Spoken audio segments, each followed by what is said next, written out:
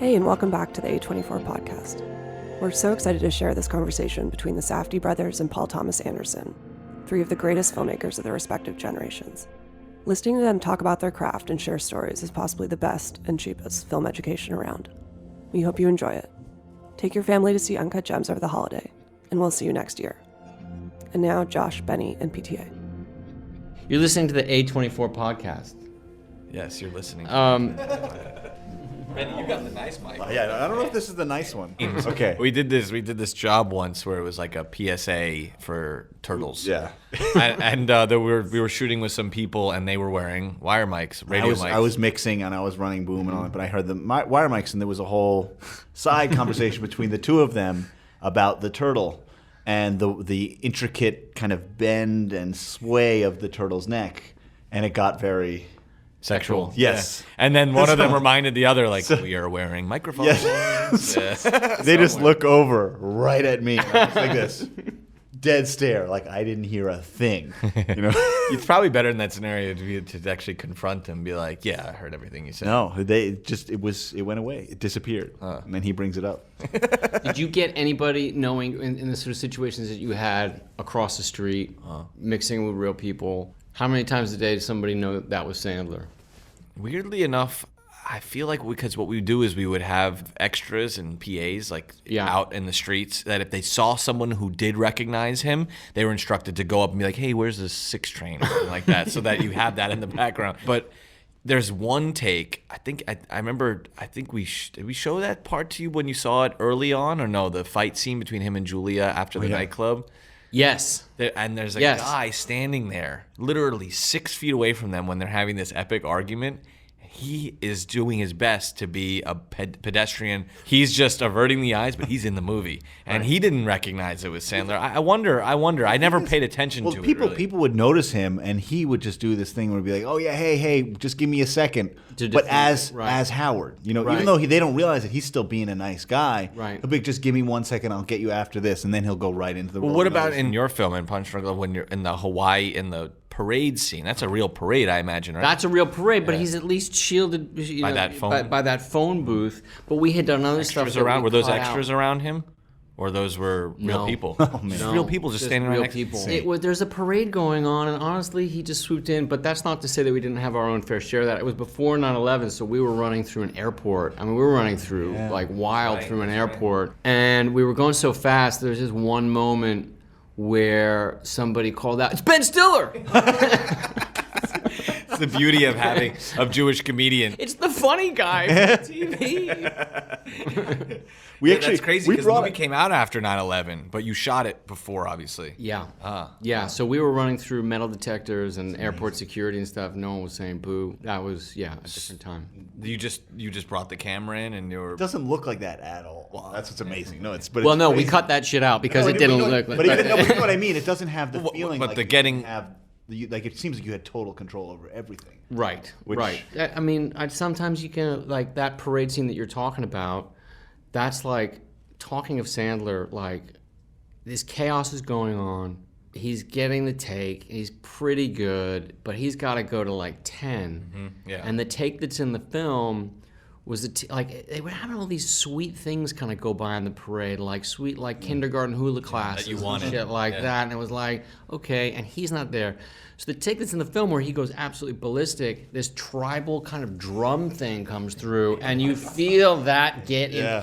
Here's that, it gets inside him, and the next thing you know, he's like, his eyes are bulging out of his head. Yeah. That's sort of the magical situation of shooting in a real scenario. You like fate comes into play. Yeah, Sandler's like that. We were just talking about that with him earlier today. He's like the oldest soul in the world and the youngest soul in the world at the same time. And in your movie, I mean, I see it I would watch just the close-ups in our movie, but in your movie with he's like he's really like a newborn, but he's also like this ancient person who's trying to manifest his own destiny all the time. And I was telling him this morning. I said to him, I told him we were going to see you later, and I said, it's the little things. It's almost like the old soul is getting frustrated with the young soul in that movie. Mm-hmm. So when he's at the dinner with her on the first date, and they're like he's telling her about the pudding thing, and then she brings up the hammer story, and he just does that little hand thing. He throws his hand with just that pure frustration, the old soul being angry at the young soul, and it's just, oh man, but that's and that movie's very cosmic, but also kind of like a cartoon. I mean, you know, his cadence in it is so fragile, and beautiful. Yeah, and it captures what makes his comedy so awesome too, which I love. That's what was so. You're a Big Daddy fan, right? Big Daddy fan. Big Daddy's amazing. That was the one that you saw that you were like this. That I'd seen Happy Gilmore and I loved that. Right, that was really the beginning. And but I also knew SNL. Right, so I knew SNL and then Happy Gilmore. Don't tell Adam. I liked The Waterboy, but I didn't love The Waterboy like I loved Happy Gilmore. But Big Daddy just was something else entirely. For sure, yeah. In particular, the scene when he's screaming at his dad on the telephone. Joe, the late, great Joe Bologna. Yep. And then I kind of backtracked. Then I was like, wait, now I need to see every single thing in detail over and over and over and over and over again. The only one I've never seen of his is Going Overboard. Yeah. I don't know Going Overboard. Yeah. So the cover I know very well. Well, the cover they put Sandler's face. Oh yes, I do know this one. Yes, of course, of course. Yeah. I've seen that. There's actually the trailer online. It's pretty amazing. He's talking right to the camera. Yeah, no, I'd never seen that one. But no, and you were on the set of Little Nicky. Yeah, that's when I first met him. I was down the street here having dinner with Mike DeLuca, and he was like, "What do you want to do next?" I said, I know you know Adam Sandler. I want to work with Adam Sandler." And he's like, "He's down the street at Paramount. He's shooting. You should go visit him." And he called him up, so I went to go visit. And I kind of came on the set. I hate visiting sets. I don't know, right? You feel like a nuisance, right? Like, this is horrible. But Well, it reminds you of how horrible it is making a movie. Yes, Yeah, it does. Yeah. And yeah. Does it look like that? Do I look that fucking douchey? And then Quentin came over to me because Quentin was shooting. Was shooting, and he's like, "What are you doing here?" And I could see in his head, he's like, "Well, what's going on?" Yeah. Because at the time he had been writing Inglourious Bastards, and he had this idea. Oh, and he's like, and he's like, whoa. So he sees you. He's like, I'm in Little Nicky right now. What are you doing? I love that. incredible. I was like, "See you, sucker." So that was my first intro to Sandler. Incredible. It was good. So we kind of became friends, and Magnolia had just come out. And he goes and he sees it after a day of shooting Little Nicky. On his way home, this is very Sandler now that you know him really well, is like driving to the movies after a long day of work, by himself. Like park the car, go up, get a ticket, watches a 3.5 hour fucking thing, and calls me. He's like, buddy, that's not what we're planning on doing, right? There's an amazing story. So I was sitting at home, and it was like there was the Channel 35 in New York, which was like the sex channel at nighttime. And I'm watching it, and I'm like, then every once in a while there's a commercial, and I'm watching the commercial. Why are you watching it, Benny? Because I was just enjoying myself. And so I'm watching Literally. it, and then all of a sudden, I'm like, what is going on right now?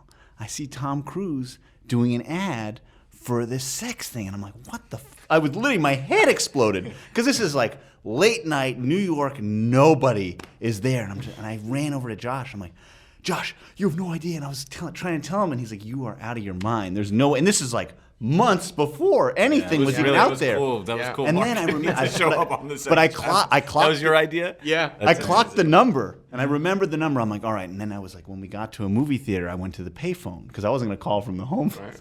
So I called from the payphone. I'm like, Josh, listen. And it was him doing the recording. I was like, this is insane. That's amazing. So I wish I still had, because we would just listen to the messages all day long. Some guy would be like, yo, man, Tom Cruise. Really? That's fucked up that you're doing this ads, man.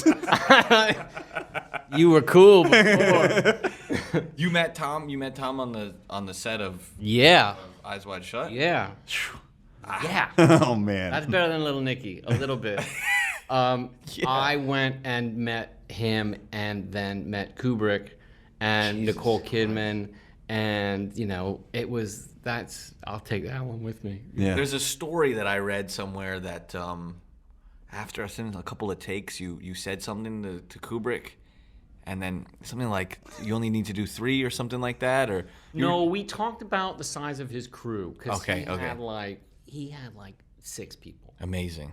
And I said, like, God, that's you got a small crew. And he was like, well, how many do you use? And it was like one of those moments where you really have to assess, like a fucking 100. Yeah. That's too many. Yeah. That's a very good point. Yeah.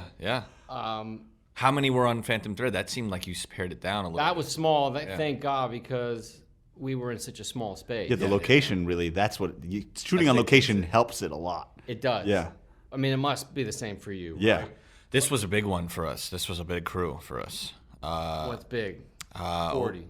No. I think a good time was probably in the 40 The 40s, to 50 range, and then Really?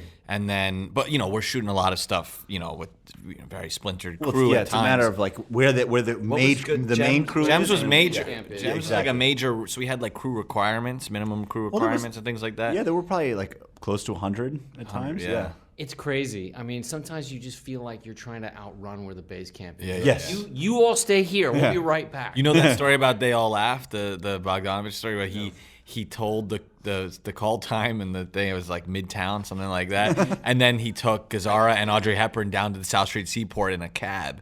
And he's like, we're just going to shoot, and took the camera guy. So that scene where Audrey Hepburn's leaving I think it's like a shoe shop or something, you can actually see people be like, what is Well, that? that was a live shoe store. Like she just ran in there, and Yeah, and they said, "Wait there, we'll have you They all come wanted to like take pictures, talk to her, and she's like, "Give me a second, I'm just gonna go do something." And she ran outside and did the scene, and then went back. But in we there. would, like there's a bunch of scenes in the movie where Sandler is just amongst normal street, but we would. We never closed down the street, though. No, we no, never no. did. Right. If somebody walks through, they walk through. But it's also like if in something in New York, if you close down that street, people get so angry. And like I'm guilty of that too. It's like, and I'm like, I try to be nice when a person's like, oh, we're shooting something. Because I'm like, I feel like, okay, I got to put the karma out there. But after 5 minutes, I'm like, all right, let me through. I don't know. I want to go back for a second to something that just came into my mind because it's important and I have to tell you. First of all, just that the fact that you made the film with Adam was, for me personally, I think I even told you this before. It came at a time when I was 18 when that movie came out, and I was like in my phase of I gotta catch up with a lot of movies that I haven't seen, so I wasn't seeing new stuff. Right. I really was just seeing a lot of old, but that, I was a fan of your movie, so you go and you see the things that still mean. But Sandler was this like hero of mine from the comedy stuff and the comedy records and the movies, and then when the two worlds combined, it was kind of groundbreaking to me, and I gotta thank you, man. That was, it's like Popeye, you know what I mean? Right. It is like you use that Nilsson track, but he's like this superhero, and you made an Adam Sandler movie, Right. You know what I mean? Like, Yeah. But you did that anyway. I had to get that off my chest. I'm listening to Benny talk about us not closing down streets and leaving it, but I had to get that off my chest. I'm sorry for the non sequitur. Well, no, it's not a non sequitur because we're talking about Sandler, because you guys got of this movie, like, is he in every single scene? Well, there's stuff with Julia that's the only other person we run off with. It's Julia, close. yeah. That's But it's right. When she goes down to Atlantic City. Yeah. Mohegan Sun, yeah. But he's in every scene. He's a phone call Yeah, away. no, his vibe is in every scene for sure. Well, obviously the opening Africa, but even that he's still. We actually made a joke when we were shooting down in Africa. There's like this long chute that was attached to, which actually was really scary. All these loose rocks in it, and we made this joke. They were like, because everyone who showed up to be in this movie thought Adam Sandler was going to be there in Africa, so everyone's like, "Is Adam coming to set?" I was like, No. This takes place before we meet his character, and then Ronnie Bronstein, who we wrote even the in fucking Africa, I've seen Adam Sandler. which is crazy. Yeah. And Ronnie Bronstein, who was there, he says to me, he's like, "No, let's just tell him what's gonna happen in the scene." I was like, "What's gonna?" He's like, I see him telling people, he's like, "So Sandler is gonna come." Howard's character belays down this long chimney and says, "You got my gem." And he was like, we were trying to think of the most ridiculous, almost Zohan-like thing that we can write.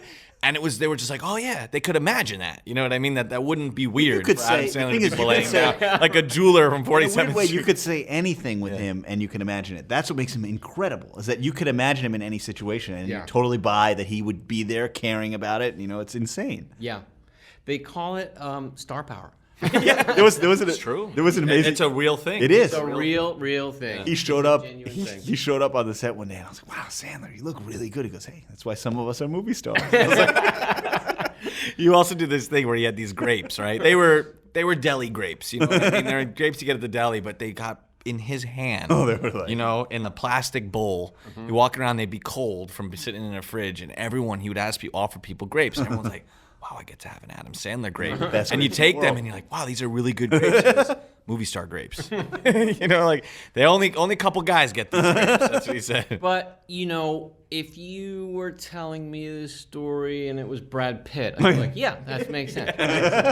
Leo DiCaprio, that's a movie star, right? But when you see Sandler from a distance, you're like, not a movie star, not a movie star. And as he gets closer and closer, you're like, movie? Movie star. It's a movie star. Yeah. Totally. You know, when you saw him taken out of the normal context in your movie, it magnified that stardom in a little bit, because you're just seeing this guy with a little coffee mug in his hand. Yeah. You know, and and he's such a small man, Barry Egan, but he's so big. You know what I mean? He's so big. And then you made him. You know, it's not a nude scene, but it might as well be a nude scene. That first phone call, was the most vulnerable I'd ever seen Adam Sandler. It was amazing. Did you guys how was he early on? Did it take a couple days? Or, we did a thing you that guys were also noodling around a lot beforehand. Yeah. So did you hit the ground running, or did you actually take him a second to find for that first kind of rehearsal? We did kind of hit the ground running. It was kind rehearsal or the camera test? The camera test. Well, the character test. He said he did that. He said the only other movie he had done that on before was Strong Love. Yeah, that's why I was asking, because it was like it took a second, you know. It was once it happened. Yeah. It was weird though. He was pretty it wasn't all there, but it was pretty close. Right. And it was kind of exciting that all of a sudden he just put on this clothes and he put on these the teeth, and he just kind of clicked. Right. And there was something really special. Like in that test, there's a lot of Howard. We did a crazy thing. I as a performer, I would have been petrified. I mean, we did 3 things. First,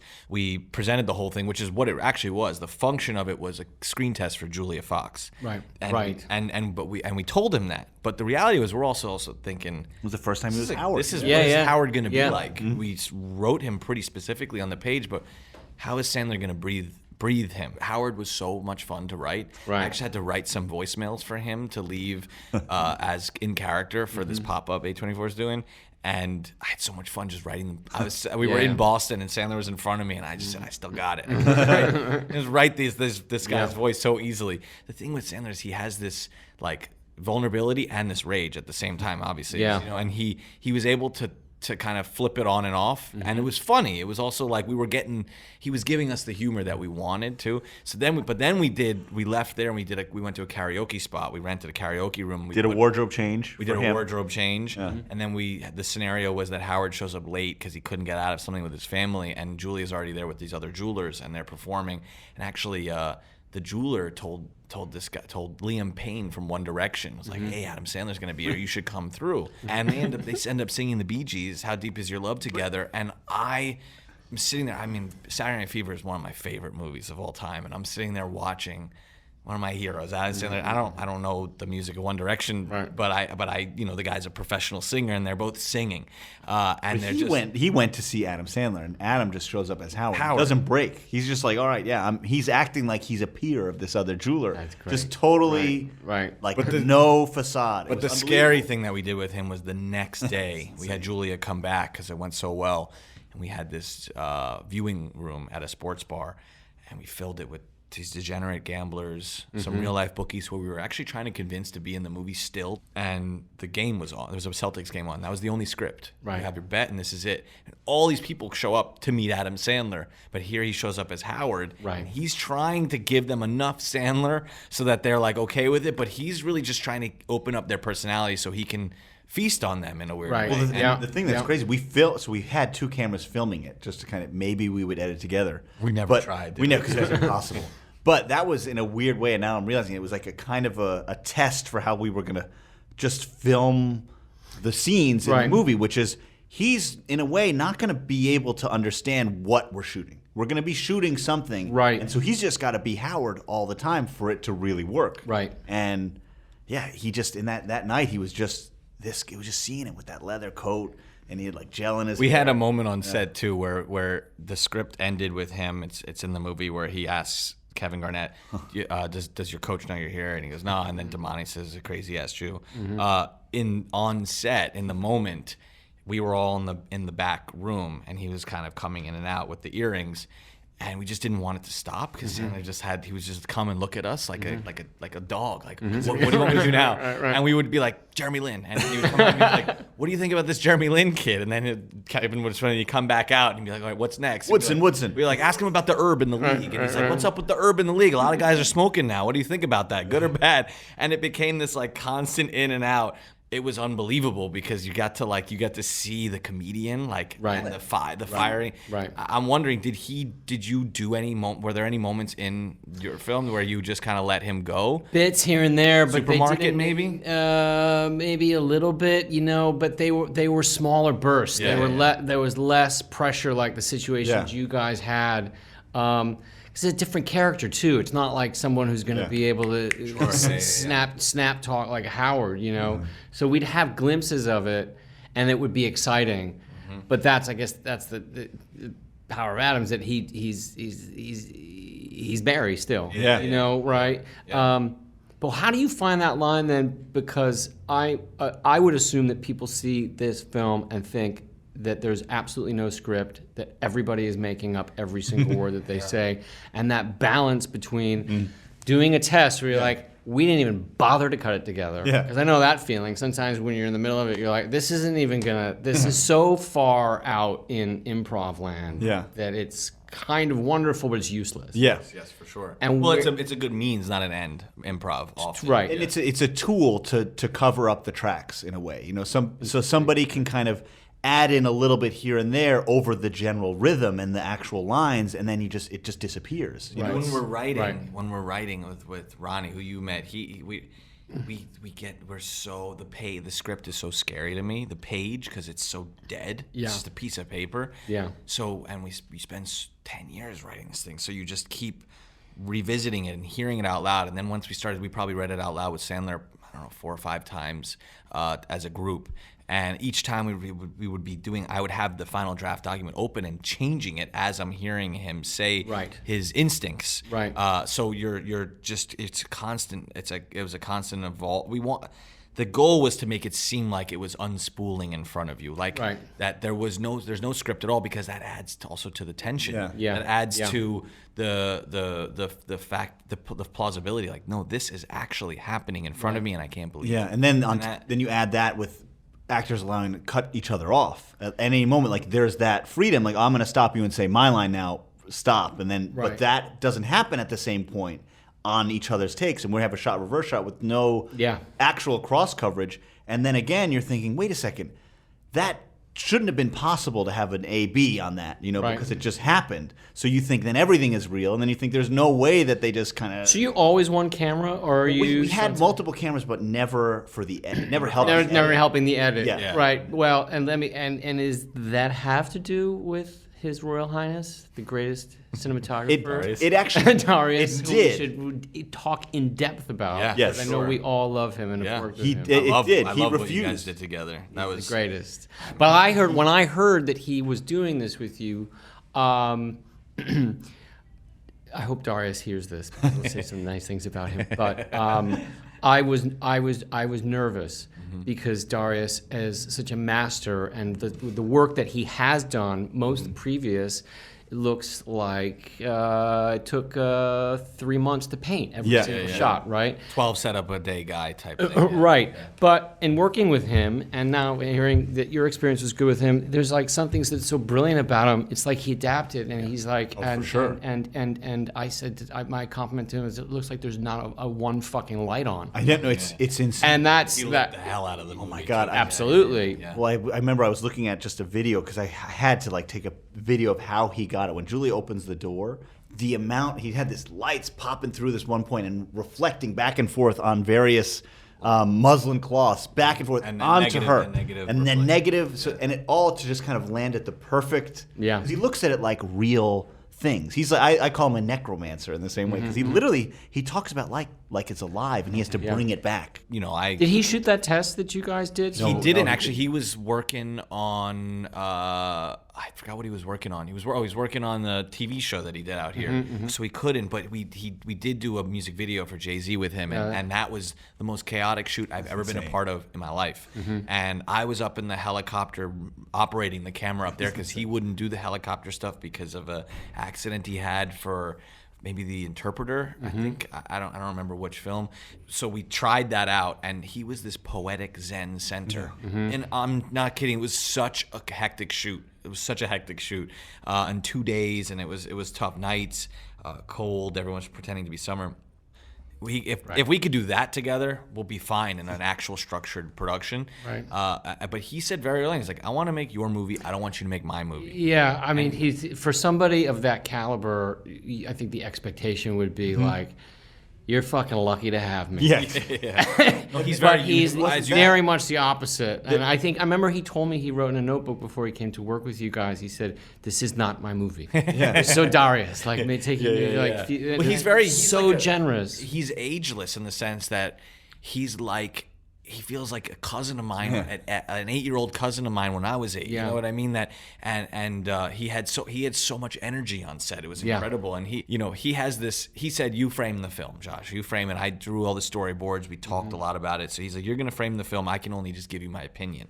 And as you know, like he is of a certain ilk of a person who looks at lenses like science fiction pieces of machinery, like these things that capture humanity in a very unique way. I mean, it was even in Punch Drunk Love, those flare moments evoke, the cosmos in a strange way. And he is like that. So he basically would say, okay, well, these are the lenses. He was the first person to say we got to do anamorphic because he was looking at our casting and he's like, these faces are unbelievable. And normally the human face is 4:3, you'd think. But he's like, no, it has to be anamorphic, 4 perf anamorphic, so that you can feel like these faces are in 3D. And from there, he made us talk so detailed. We would often, our references with him. We would get so deep into the discussion of the shots and the movement, and it became this insane kind of story outside of everything. The idea else, of long lens movement but with long lens was.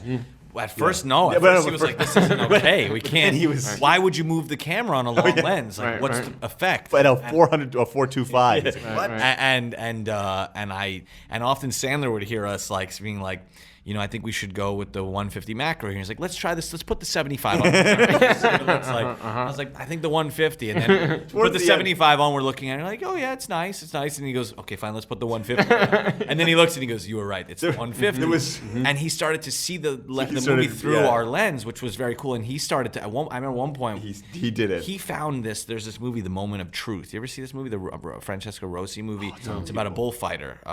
Miguelin. A real bullfighter in a fictional film. Yeah, it's an awesome movie, and we watched it. Actually, they set up a screening for us at the Criterion because they did the mastering.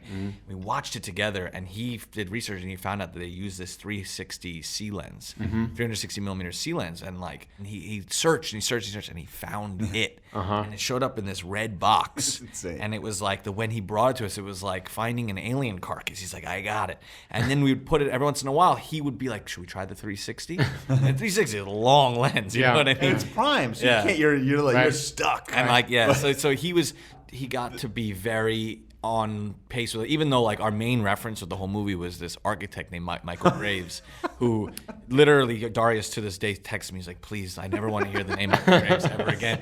He's like a super postmodern architect who's like garish but beautiful. Guy. So that was our constant. We would send him these images of this guy's buildings or like a dustbuster that he designed. And he'd just be like, please stop. Just send me a Saul Leiter photograph once, please. I was like, we're not making Carol, you know what I mean? But Saul Leiter's a genius, but that's not what we're doing. He spent all this time with all these lights bouncing off, and it was for a very specific spot. And we don't block, so we let the actors go, and then we fix and change to them. And Darius comes up to me and he goes, okay, Benny, why don't you just tell them to stand 3 feet to the left in the spot because it's perfect for the light. I said, well, Darius, they chose to stand there, so we're going to have them stand there. And he's like, but it's 2 feet. Just stand right there. And I was like, I can't do it. I'm sorry. It was I like can't Howard tell. at the end. I was like, I can't. that's I can't where they do it. chose. That's where it's got to be. And Josh's like, yeah, let's move the light. Let's do this. He had to totally open up.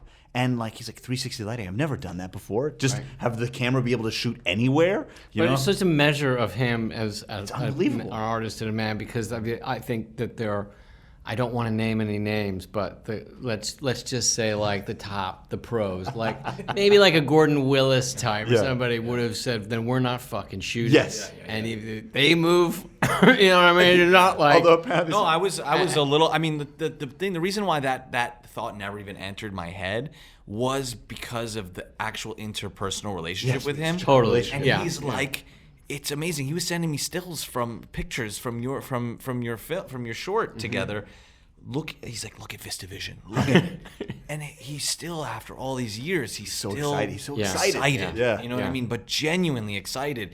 And I remember when you guys were looking at the tests, and he said, he's like, Josh, you don't understand what this looks like.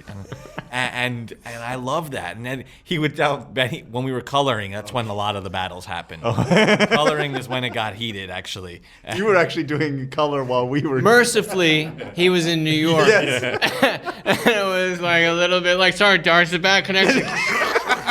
He's like, all right. But so like the first week and a half, we were just like watching the movie with him, and we were just trying things out. And we're used to like, you got 6 days and go you do for it. Right. You know what I mean? So we're now we have the 6 days to figure out what we're gonna do during the 2 weeks or something. So that was very new to us. But he wanted to try. And then what happened was we went down a road where we kind of started to push the movie to a place where it was a little bit against our intentions. Yeah. And because you can do anything in these color corrects, you can do Especially anything. now, yeah. So then we ended up just reverting back to the initial intention, and it's you know, Darius, when he saw the movie, it's funny when we texted him like, we're doing the HDR pass now, and he was like, please don't tell me that. Yeah. I love the HDR was For a movie like this, the HDR is so appropriate. You know what I mean? But yeah, it was like, But don't put me in the room. He didn't Yeah. want to. He didn't want to see it. No, like, he would have had a heart attack. But Yeah. I mean, HDR is insane. It's just like I remember the light. there was one point where we had to be separate because there was so much going on, and I was in the color, and with Darius. Oh yeah, that's when I was doing the score and, stuff. Yeah. and we're going intensely at it. I was getting texts from the two of them. Darius would be like, "Hello, Josh. Are you planning on coming back?" And I would be like the person, and I'd be like, "Darius, I love you. How's it going?" He goes, "Fine, but maybe you should turn." And I was like, I'm at the score right now. We're recording with the sax guy, and then I'll get text from Benny. He's like, this is unbelievable. We're going, me and Darius. It's getting intense. Yeah, it's getting intense. But there were some times on. But I set- love Darius's approach. Was just like, my friend Josh. Yeah. I love you. Absolutely. I was just like, this is ugly, no? Yes.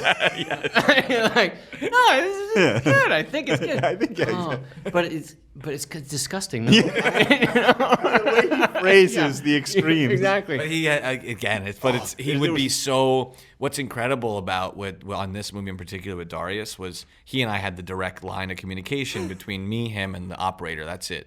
And so Is it an operator that you worked with? I never worked with him. And Maceo Bishop, who's incredible. So that's a big, tall challenge for somebody in that job stepping into how you guys make man. movies. That could really Darius was very keen to bring him in early, and we would sit and he would listen to us going through shot listing and storyboards, and Maceo's he ended up shooting. He was actually the DP down in Africa because you were working with Darius. Right. Oh no, that's exactly you were right. working with Darius. Yeah, because I was sending him pictures from Africa, sending him things, and he'd be like, embrace the contrast, darker, darker, darker. So I was telling Maceo, I was like, Darius wants us to go darker, and he goes, all right. So we just keep, darkening it and higher keep. But Maceo's instincts were insane. That's the thing is like when we were like with him, like wow, he just knows and he moved so well. He worked with Pietro, Deacons, Darius. He's worked with Darius as a Steadicam. It was like he's a great Steadicam op. Yeah. Once we saw like it was actually kind of unfair, and I felt a little bad at times because like wow, he can do anything. Right. And so there were times where we're like, all right, we're just on the Steadicam all day. Right. Because he could nail it. But Darius was he was like, this is the only person who I want to operate. Every once in a while he would remind us. He's like, not many people can do what's going on right now. Yeah, we'll throw 150 onto the steady cam, and at one point he's like, look, Maceo's like, I can put the 360 on. It's just too heavy, and I'll have to be doing a lot of counterbalancing, and I don't think it'll work. But he fit in right away. I mean, he was also, again, just like Darius, he had this. They speak French with each other, and okay. You know, he's not French, but he speaks French, Maceo, and he's just. You know, he just has he was part of the casting department like Darius was. Like, he cast the team. Yeah. His AC, this guy Chris Solano. Oh my God. He was the one, because we said we don't do any marks. He's like, we're pushing 2 stops. Anamorphic. You got 4 inches depth of field. Like, we gotta figure this out. And we met with this guy Chris, who uses the Light Ranger. And he's kind of like team Light Ranger, which Kubrick was really into. I guess they had one on the set of Eyes Wide Shut, but it wasn't. The technology, you couldn't put it on the camera yet. It was like next to the camera, but he was like, this is gonna change things. But it's so, I've seen people who don't know how to actually use it, because it's hard to smoke.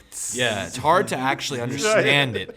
And I watched an AC on a C camera when we were doing like pickups on the stage or something, and I'm looking at it, and I'm like, what's going on? Like, the monitor looked like it was like the focus was having a seizure, because there was no light. You know? And I told Dave, I was like, we got to get Chris in, because there was it's like the cult of the Light Ranger. There was a new cult member, and he just didn't know how to interpret it. Right.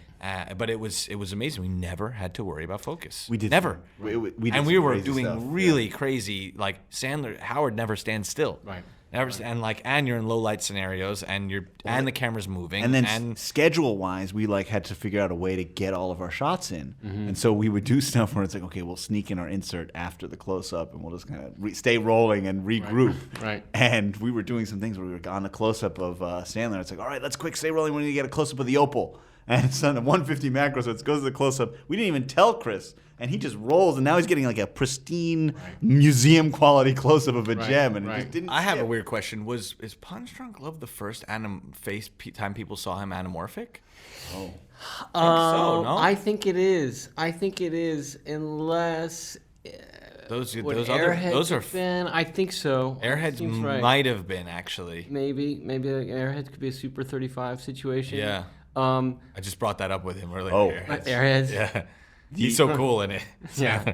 But yeah, no. Because that was different. Just seeing him anamorphic was different. For sure. Like, you're reminding me of I'm sorry, just back 2 seconds to Darius, that Darius would be on his phone in Prague, lighting in Africa, when we were doing a test here in Tarzana, and he was literally would have this digital camera running because he was really pushing for this Alexa, the for 165 Alexa thing. He loves it. So I was kind of cranky about that. That's over. That's over. Yeah, you were not even paying attention. I was not paying attention to it at all. I know that. And there's a tech there. There's people that are so sweetly like. And after like 4 hours of testing, I see them over there. They're talking on these headsets. Like, what the fuck? I'm like, what are you doing? They're like, we're talking to Darius. I'm like, it's 4 o'clock in the morning. Darius is in his apartment in Paris going like, just a little more blue. Blue. I was like, are you and he's been filming us the whole time, watching us work. And so now picking up like, okay, so that's how he talks to that person. He's got it all figured out. Darius gets very obsessive. He once saw me because I never left the set ever. I was like afraid of leaving the set because I left once and I saw the trailers and I was like, I don't want to do that. Yeah. So he was like, you were watching the whole movie on this little monitor? And I said, yeah, I like it. And then you don't get the colors. You don't get the LUT from the. You're just getting like this crazy, overexposed thing straight from the film camera. And he's like, why don't you come and watch with me out here on the big monitor? It looks beautiful. And I said, yeah, I don't think I ever want to go out there. No. So I remember one time, like, my communication with him ended, and I was like trying to talk to him, and I couldn't get to him. I come out and I see him doing the same things, like, Josh, can you hear me? But the beauty of that direct communication with Darius the whole time is I would get these live commentaries that he doesn't even realize he's saying. Mm-hmm. He would call Howard Houdini all the time. He's like Houdini. He would laugh throughout the whole movie because he was off set, so he was just laughing, and I could hear his giggles, and so could Maceo, and that was so encouraging. That's like, you forget, you have this technical side of the process, but in the end, it's, you're after something human, and he brings such like a touching humanity to the process. I found your film to be very touching, Anima. I found it to be very touch. And obviously it's, the cinematography is a part of that, and Tom York is a huge part of that too. But in the story, but it was touching. Yeah. I have to bring up it was like my brain literally just went there and I shut off. I'm sorry. But it was the firecracker scene with like the amount of sound going on in that scene, and just what that does. In Boogie Nights? Yeah, it's one of the most incredible things. And I remember seeing that and being like, oh my God, this is possible? Right. It's insane. Well, that's back to the sound thing again too. Yeah. I can remember rehearsing that scene and being like, okay, it's the big ending of the movie, and I guess we should just start. And then when the fucking first firecracker goes off, you're like, this is going to be good. Yeah. But before that, there's not that much to work on. Yeah. If the firecrackers aren't going off. That was, I remember that actually, back to a Kubrick thing again. I remember somebody telling me one time that all the it's fake. Obviously, there's a little bit of a myth here, but all the gunshots, whatever, maybe Full Metal Jacket, are the same gunshot. He found one that he liked, and in the firecracker thing, there was like one firecracker that sounded exactly right. And so we ended up just like, whenever there was a gap to fill, and if I would just put the same firecracker over and it's incredible. Was Altman like that on set? Was Altman like allowing people, like we let people speak, extras talk, and totally. I know that Elliot Gould told me that once on California Split, that those scenes and those casinos, it's just deafening. Everyone's talking, and he let it live. Totally, but I also think that there are as the master who sort of invented that multi-track thing. We here are definitely the children of that, but thankfully have learned, I think, from those mistakes, because there are some of those films. There are some times in California Split where you're like, good try, but I can't hear a fucking word. Well, you know that famous story about Warren Beatty? Yes, I do. Premiere of what became 20 minutes in, is this the whole movie sound like this? And Altman like, yeah, right. What's the problem? Altman was a big gambler, so I just found like a huge gambler in his late period. I didn't know the gambling part of him as much. You must have loved it. He must have been huge for you. Yeah, I loved hanging around with him. That's insanity to me. He was just oh man. I can't even believe like that. Some of those movies are. We used Randy Balsmeyer did our title, our opening title. And I'm in his office, and I see like this thing scribbled on shortcuts. I was like, "What is that scribble?" He goes, "That's my note from Bob." It was like the most amazing. You couldn't read it for the life. It was just like, you know what I mean? It looked like a design in the design flow of the poster. But I asked him. He said that He said that when he came, do you remember the titles from Shortcuts? Yeah, of course. Yeah, they're beautiful. He just was so encouraging of all the people he collaborated with. Yeah. To just kind of come vertically integrate within the project. Yeah.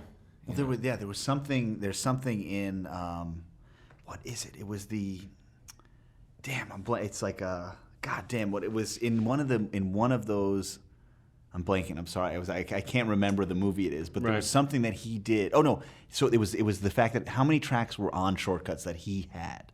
I don't know. It was like 24 or something. That sounds right. It was live, and I was like, okay. Well, the player they had 3 boards. Okay. And they were mixing into mixers. Oh yes. Okay. So basically he has all these things, and I'm like, okay, he did it then. Like, let's have that now. And I'm like, we were told you can't do that. That's still almost impossible today, even with all these digital. It's just crazy expensive, the amount of stuff you need. And I was so like let down. I'm like, wow, how ahead of the game was he that like we're being told no about something that he was able to do then. Totally, yeah. But man, oh man, he was obsessed with that. I mean, there's a guy, John Pritchett, who's still in the business, who did Shortcuts. I've done a bunch of films with him, and he could still do it. I brought it up to him the other day, and he's like, "You got a place to put the truck?" Yeah, exactly.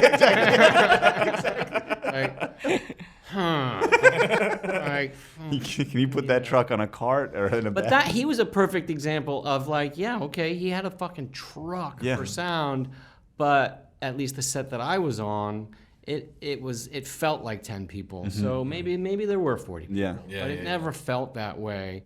And maybe that's the thing.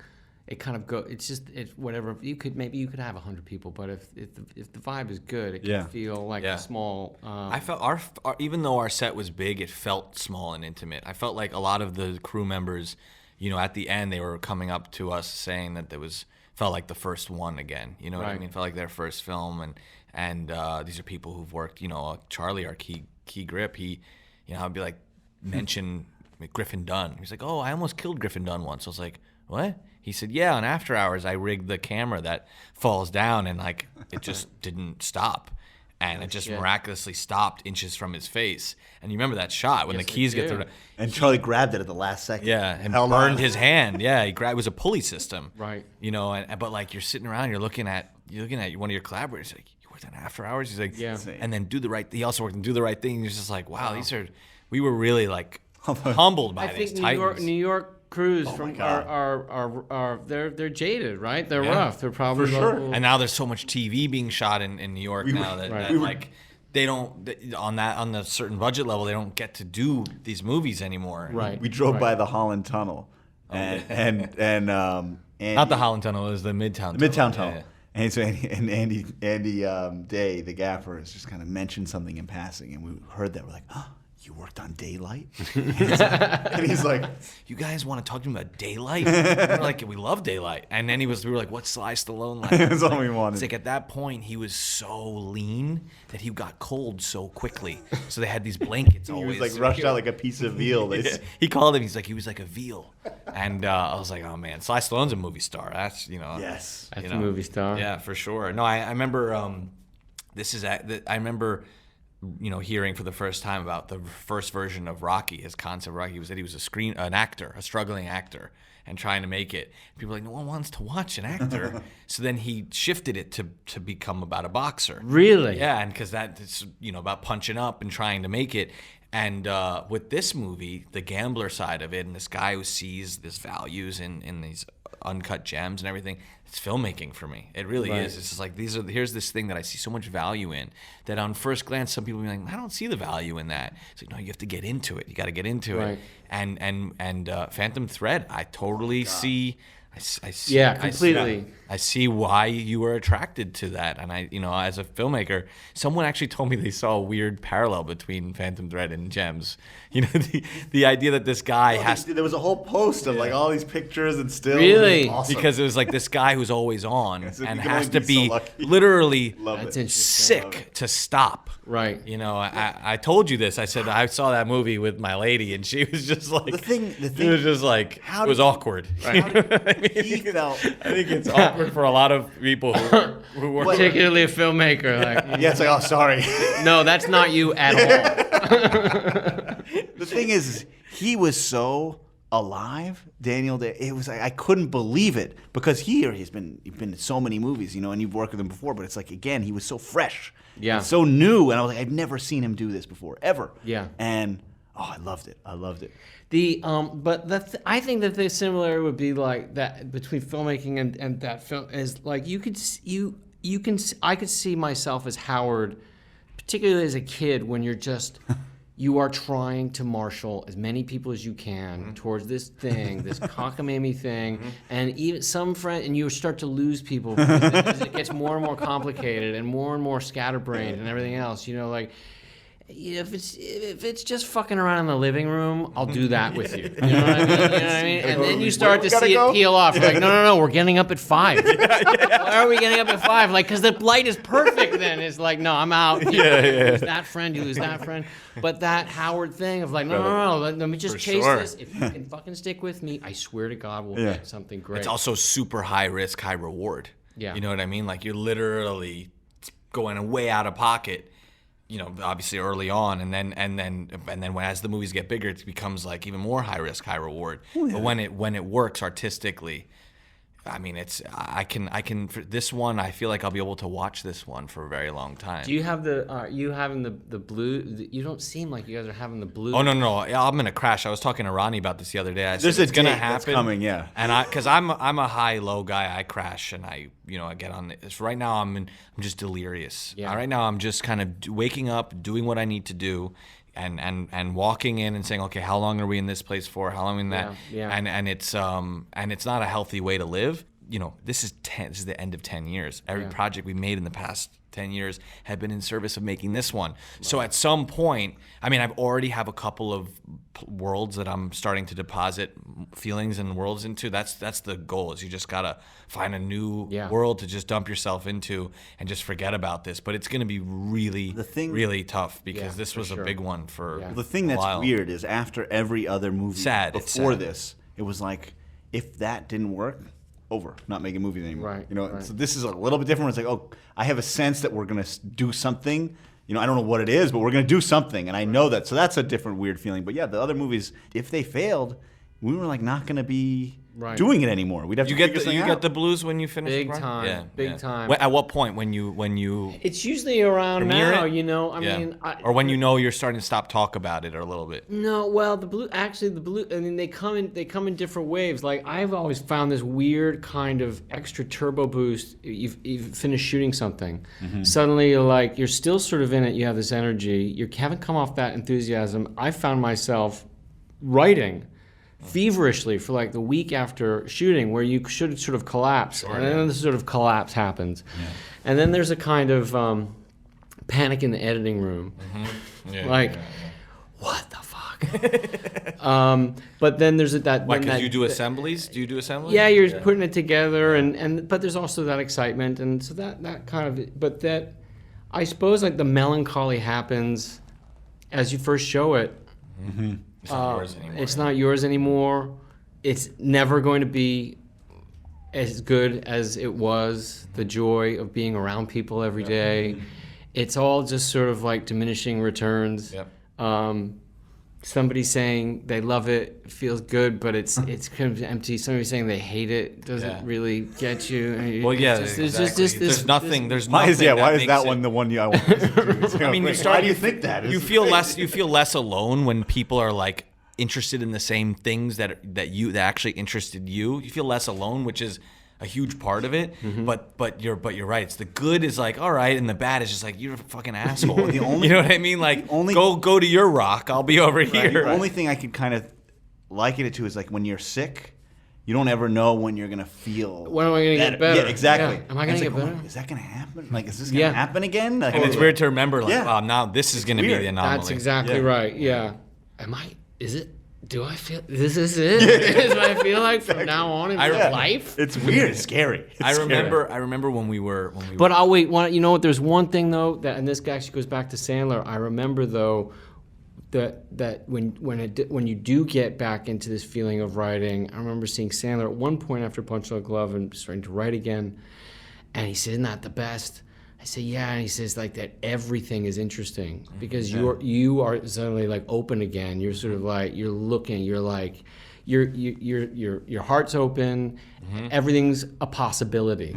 And Sandler sort of pointed that out to me one time. I was like, he's exactly right. You know, because you've been going like inside for so long, and suddenly like I'm excited to have the new arena to look around, because like I was so in the sphere of gems and the some of the criminality of that world, and that I was seeing everything through that lens. So I'm excited to have a new arena of a new perspective to look through things, because that's nice, and just in general. But there's also nothing too like 10 years can pass and to look back and go like, I fucking did that. Who did that? I guess that was me. Shit, that's pretty good. Yeah, it's a wild feeling. We were watching some of the endings of the Dome over the weekend, and it was just with Sandler sitting there. Sandler was laying on the floor and with Jackie, and they were watching this thing at the end. How's it look at the Dome? Unbelievable. Because the kind of the cosmic elements traveling through the gem. and the shape of the It looks the dome, like it. Yeah, you're like an yeah. Epcot Center. Yeah, you know yeah. what I mean? And I feel like you're like, it feels like everyone's actually on a ride. I met someone who's doing something, who writes about the perspective that astronauts have when they leave the planet and how it affects their view of humanity. And they were like talking to me about that because of the movie.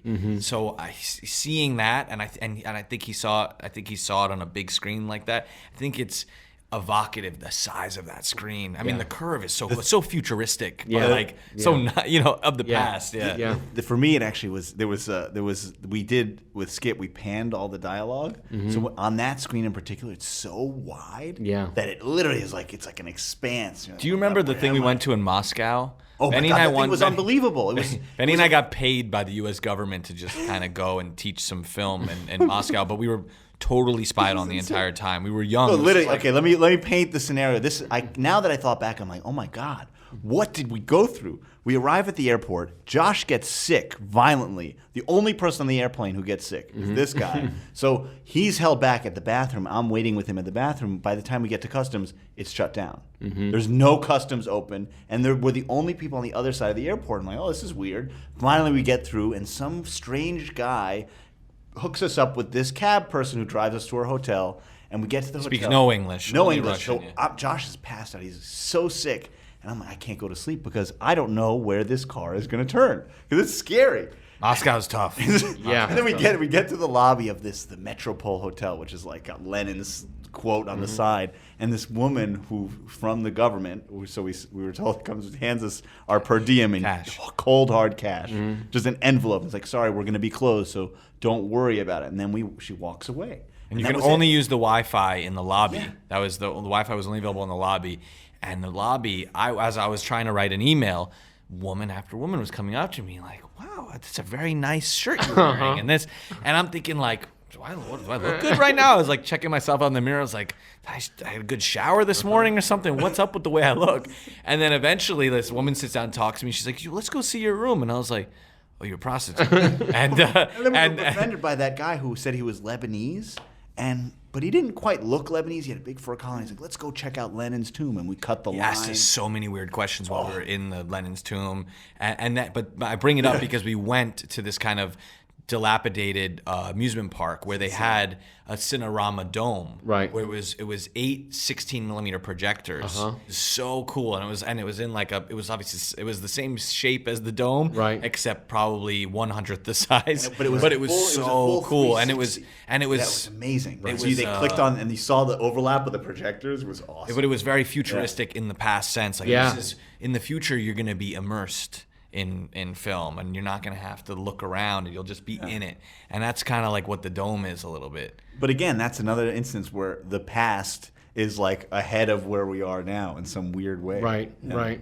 Well, you guys lost the Ziegfeld. I know, which is a real drag. I mean, that's a bummer. I know. I kind of wanted to go see Space or something. It still has the name in there, so I get excited every time I go by. Really? It still says Ziegfeld. Still says Ziegfeld on it. I was actually gross. Yeah, it's really so I mean, I guess that's better than nothing. But you had movies played at the Ziegfeld. Fuck yeah, it was the greatest. Yeah. It was it was absolutely the greatest. Like you did premieres there. Yeah, we did. There Will Be Blood premiere there. Oh, amazing. And they still had the 70 projectors. We saw The Master there. Oh, and that did The Master at Ziegfeld? Yeah. I saw The Master like 11 a.m. showtime at the Lincoln Square 70mm. Yeah. Packed. Yeah. It's amazing. Yeah, because they had said I think we put 70 in there for that. So you were the first to do that, probably. I think at the Lincoln, we were. And then, because then they ended up doing it, I think, for Dunkirk and Hateful Eight. Well, I saw Dunkirk 70 there, and it crapped out twice. It was unfortunate.